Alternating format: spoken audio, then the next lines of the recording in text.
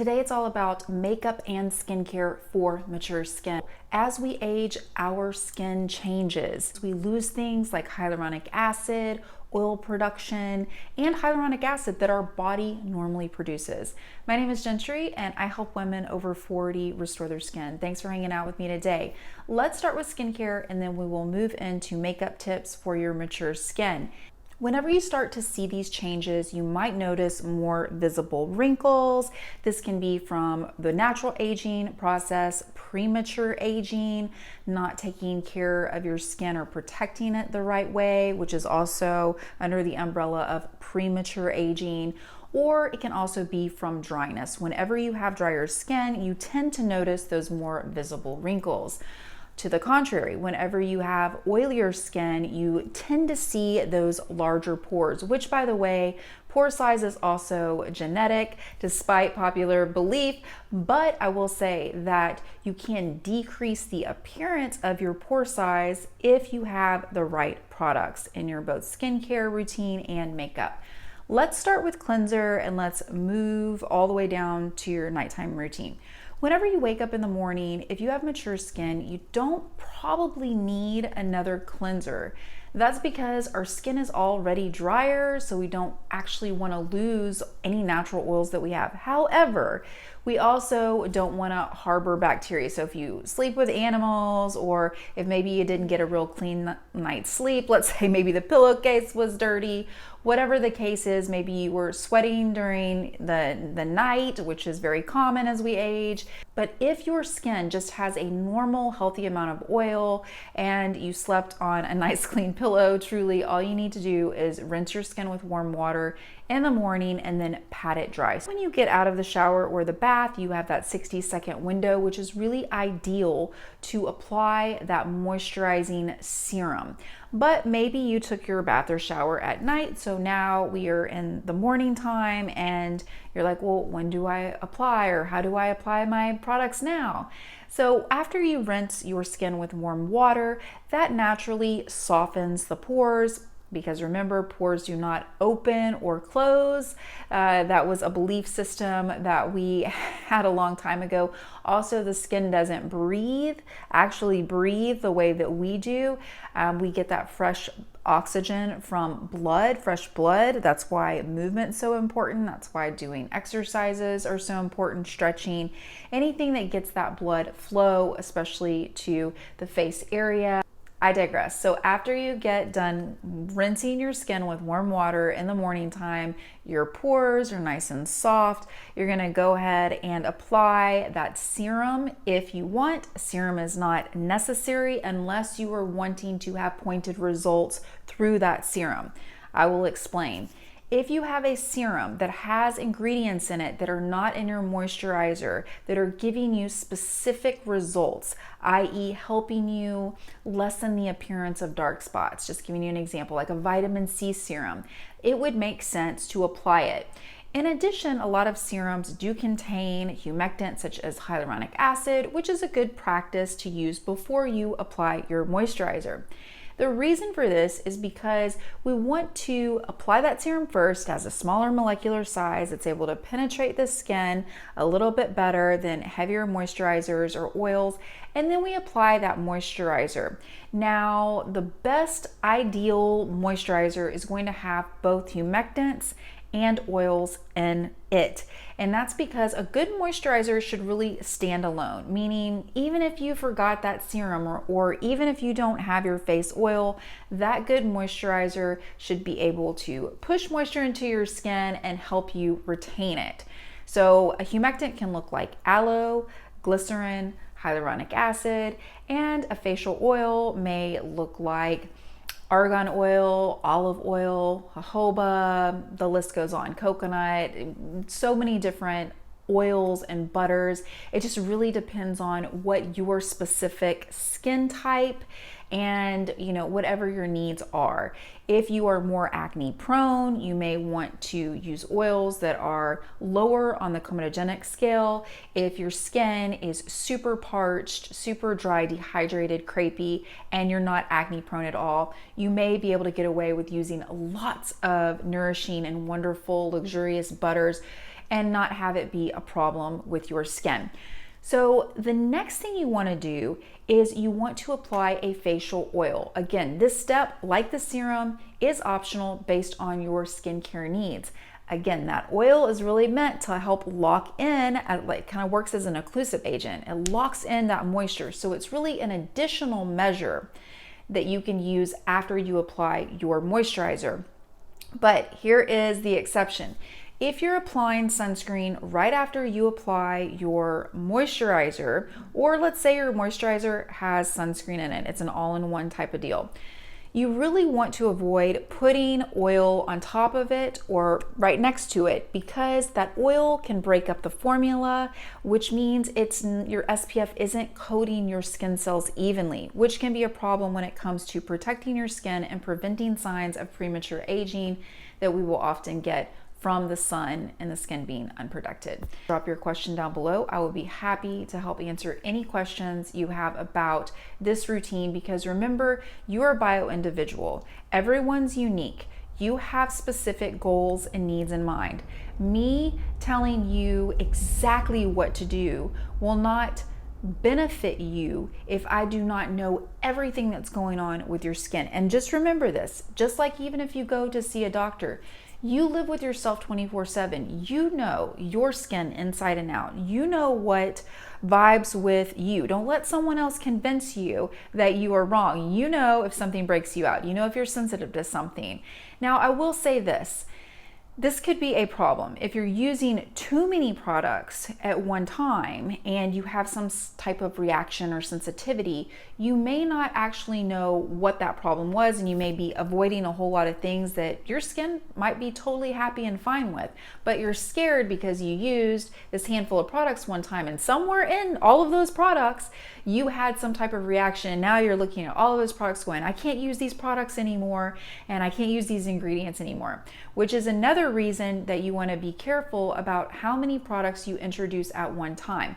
Meaning, if you want to add something to your routine, I personally recommend that you just add one, maybe two products at a time that are in, different families, they have different goals. That's what I'm saying. So make sure that you're understanding what's actually a problem and what's not before you determine that something is, just outright bad for your skin. On the other hand, if you know for sure, when I apply this, it stings. When I do this, it burns. Please do not let any marketing convince you that you should be trying another product when you know that said ingredient in that product does not jive with your skin. As a licensed esthetician with 25 years of beauty experience, I take skin conditions very seriously. I take allergies very seriously, and I think that you should too. So you are ready to remove that makeup at night. Now, if you're wearing makeup and sunscreen particularly, those things are generally meant to stay on your skin well, which means we're gonna have to do a little bit more work to get those things off.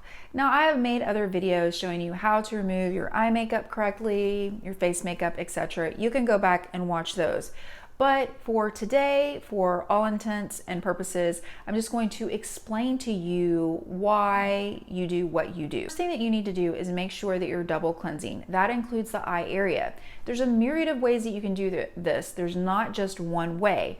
So if you want to use a micellar water first, you can use a micellar water. If you want to use an oil because you have heavier eye makeup on your eyes, you can use that. If you want to use an oil-based cleanser first, you can also do that. But what I will say, you got to do a second cleanse because you want to make sure to fully remove that dirt, oil, and debris away from your face. Do you remember a long time when we used to have these 10-step routines? The reason that they were invented in the first place, in my opinion, is because years ago, we didn't have cleansers that were pH balanced the way that they are now. They weren't maybe that great. We needed a toner to remove the rest of the dirt, the oil debris. So when you ran that cotton pad or cotton ball over your face, you could see all of that dirt on the back of it, right?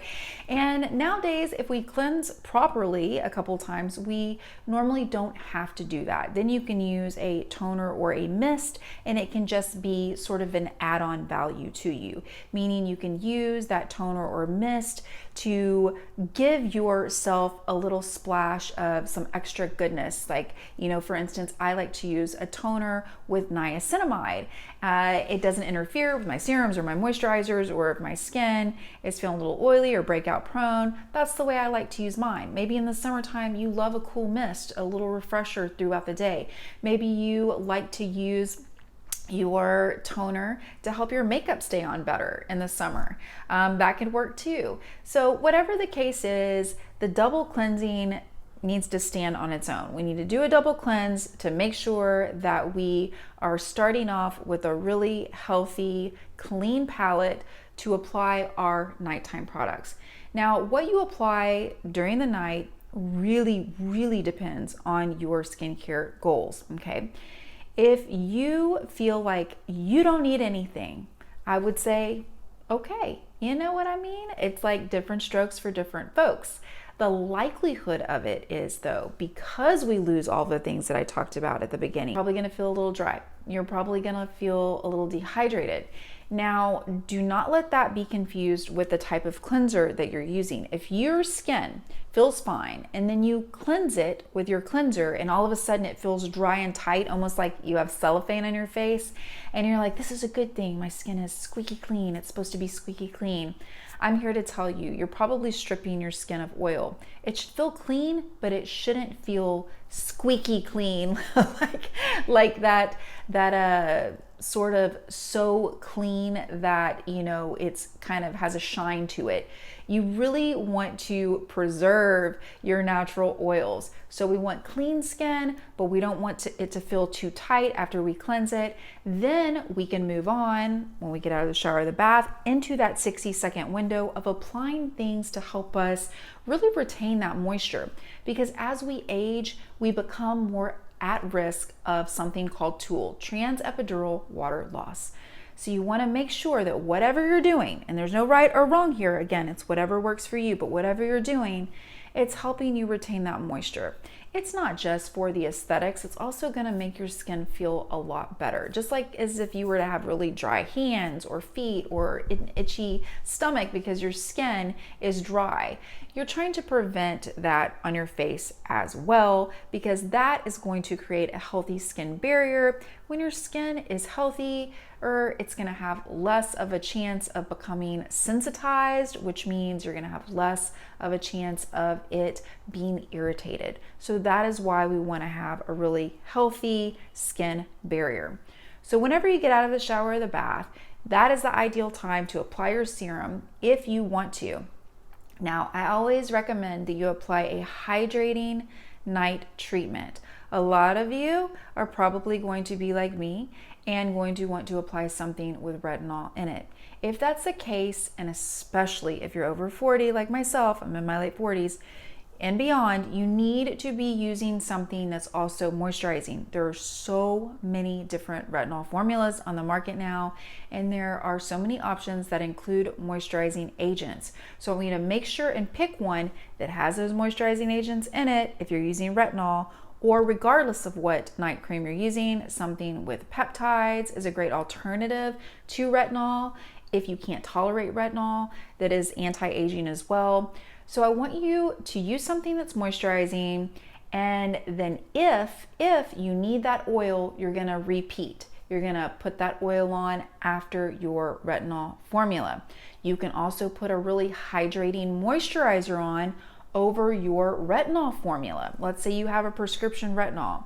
I would highly recommend that you either put a hydrating serum on before your retinol and apply a moisturizer after it, or At the very, very minimum, pick one. Apply something before or after it. Or at the very least, apply something before you apply that prescription, just like a light serum, or just pat on a little bit of moisturizing lotion. Create a little bit of a barrier entry with that prescription retinol so that it doesn't absorb as quickly and you will not be as irritated. Now, of course, we haven't touched on the eye area yet, which is so important because this is that delicate thin tissue. It is probably the most delicate thin tissue on your entire body. So you really need to treat it with a little bit of TLC.